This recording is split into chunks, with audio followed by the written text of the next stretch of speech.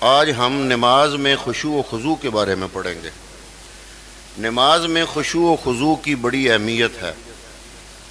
قیام، تلاوت قرآن، رکوع، سجود اور قعود جو ہم بیٹھتے ہیں، یہ سب نماز کا جسم ہے۔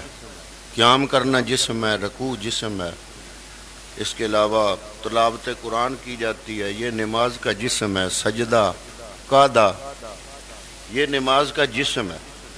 اور خشوع و خضوع نماز کی روح ہے، کیونکہ جسم بغیر روح کے بے حیثیت اور مردہ ہوتا ہے۔ اس لیے خشوع و خضوع کا نماز میں بہت زیادہ اہتمام کرنا چاہیے۔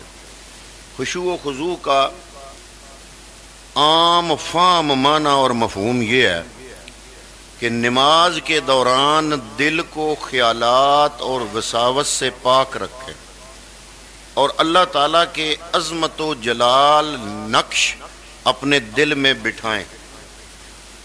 ادھر ادھر دیکھنے، بال اور کپڑے سنوارنے کی بجائے دل پر خوف خدا اور خشیت کی ایسی کیفیت طاری کریں جیسی عام طور پر بادشاہوں کے دربار میں حاضر ہوتے ہوئے ہوتی ہے۔ قرآن کریم اور حدیث نبویہ میں خشوع و خضوع کا بہت ذکر ہے۔ قرآن پاک میں ارشاد باری تعالیٰ ہے کہ قد افلح المؤمنون الذین ہم فی صلاتہم خاشعون، سورہ المومنون کی آیت نمبر 1 اور 2 ہے۔ یقیناً مومن کامیاب ہو گئے وہ مومن جو اپنی نماز میں عاجزی کرنے والے ہیں، یعنی وہ مومن کامیاب ہیں جو نماز میں تواضع، عاجزی اور مسکنت کا اظہار کرتے ہیں، نگاہیں پست اور نیچی کر لیتے ہیں اور نماز کے جو اس کے منافی کوئی کام ہے وہ نہیں کرتے، نہ ادھر ادھر دیکھتے ہیں، نہ انگلیاں چٹکھاتے ہیں اور نہ ہی کوئی عبث کام کرتے ہیں۔ سیدہ عائشہ صدیقہ رضی اللہ تعالیٰ عنہ فرماتی ہیں کہ میں نے رسول اللہ صلی اللہ علیہ وسلم سے نماز میں ادھر ادھر دیکھنے کے بارے میں پوچھا تو آپ نے فرمایا ہوا اختلاس سوئی یختالسہ الشیطان من صلاۃ العبد، یہ شیطان کا اچک کر لے جانا ہے۔ جو شیطان بندے کی نماز سے اچک کر کچھ لے جاتا ہے نا، تو اس وقت بندے کی پھر یہ کبھی دائیں دیکھتا ہے کبھی بائیں دیکھتا ہے۔ بخاری شریف حدیث کا نمبر 751۔ شیطان کے اچکنے سے مراد یہ ہے کہ جب بندہ نماز میں ادھر ادھر دیکھتا ہے تو شیطان اسے نماز سے غافل کرنے میں کامیاب ہو جاتا ہے۔ تھوڑی سی سستی کا مظاہرہ کرتے جاؤ وہ حاوی، جس سے بسا اوقات نمازی کو صعب ہو جاتا ہے اور بعض اوقات کوئی رکن چھوٹ جاتا ہے۔ اور اس کے علاوہ جو بندہ نماز میں خشوع و خضوع کرتا ہے، یہ خشوع و خضوع نماز کے اندر یہ مغفرت کی بشارت ہے۔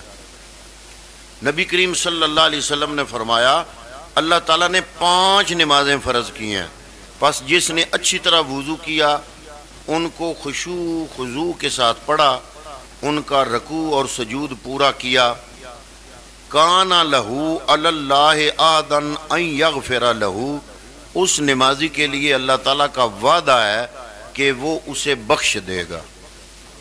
حدیث ابو داؤد شریف کی نمبر 425 ہے۔ حضرت سیدنا حاتم اسم ایک اللہ کے نیک بندے ولی ہوئے ہیں، تابعین میں سے ہیں۔ ان سے کسی نے پوچھا بھی آپ بتائیں نا آپ نماز کیسے پڑھتے ہیں تاکہ ہم بھی ایسے ہی پڑھیں جیسے آپ پڑھتے ہیں۔ تو ان کی نماز کے بارے میں کسی نے پوچھا تو فرمایا کہ جب نماز کا وقت آ جاتا ہے تو میں پورا وضو کرتا ہوں، پھر نماز کی جگہ آ کر بیٹھ جاتا ہوں یہاں تک کہ میرے تمام اعضاء پرسکون ہو جاتے ہیں، پھر نماز کے لیے کھڑا ہوتا ہوں، کعبہ معظمہ کو ابروؤں کے سامنے، پل صراط کو قدموں کے نیچے، جنت کو سیدھے ہاتھ کی طرف اور جہنم کو بائیں ہاتھ کی طرف، ملک الموت کو اپنے پیچھے خیال کرتا ہوں اور نماز کو اپنی آخری نماز تصور کرتا ہوں.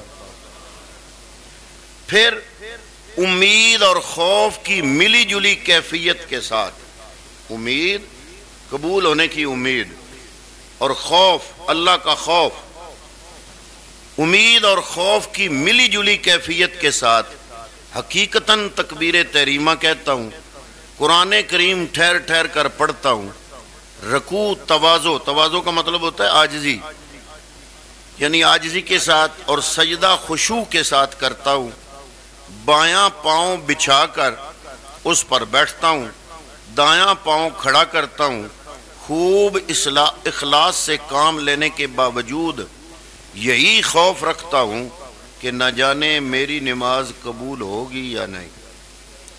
خشوع کے معنی دل کا فعل اور ظاہری اعضاء کا عمل، یعنی اللہ پاک کی عظمت پیش نظر ہو، دنیا سے توجہ ہٹی ہو اور نماز میں دل لگاؤ. جس نماز میں خشوع و خضوع نہیں وہ منہ پر دے ماری جاتی ہے.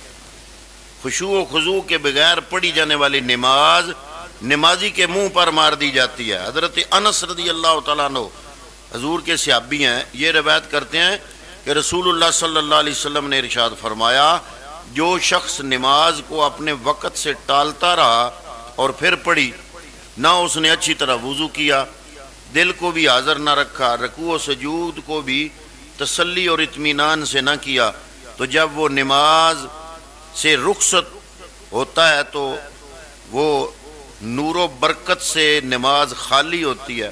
پھر وہ نماز اس نمازی سے کہتی ہے، ضیعک اللہ کما ضیعتنی، جس طرح تو نے مجھے برباد کیا اللہ تعالیٰ تمہیں بھی برباد کرے. الموجم الاوسط حدیث کا نمبر ہے 3095. خشوع و خضوع کے جو بغیر نماز ہے اس کے بارے میں حضرت ابو موسیٰ اشعری حضور کے صحابی ہیں، بیان کرتے ہیں کہ رسول اللہ صلی اللہ علیہ وسلم نے ایک ایسے شخص کو نماز پڑھتے دیکھا جو اعتدال ارکان اور خشوع و خضوع کے بغیر نماز پڑھ رہا تھا. اعتدال ارکان کا مطلب کیا ہے کہ نہ عدل کیا رکوع سے، نہ عدل کیا قیام سے، نہ عدل کیا سجدے سے. عدل کا مطلب یہ ہے کہ رکوع کو رکوع کا مقام دو، سجدے کو سجدے کا ٹائم دو، قیام کو قیام کا ٹائم دو.